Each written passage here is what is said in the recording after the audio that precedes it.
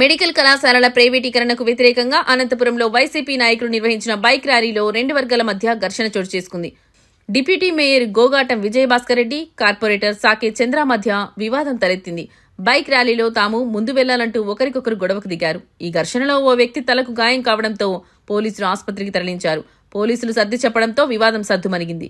ఈ కార్యక్రమంలో వైసీపీ జిల్లా అధ్యక్షుడు అనంత వెంకటరామిరెడ్డితో పాటు మాజీ ఎమ్మెల్యేలు విశ్వేశ్వరరెడ్డి, కేతిరెడ్డి, పెద్దారెడ్డి తదితరులు పాల్గొన్నారు.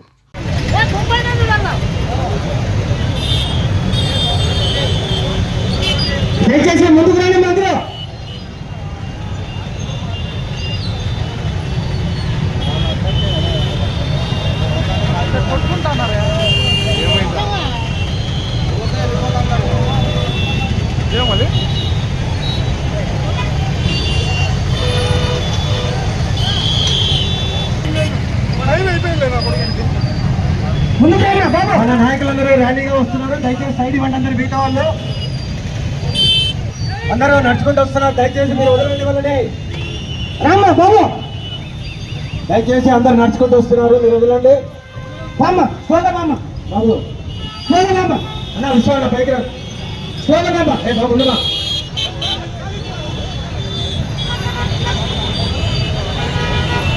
సరే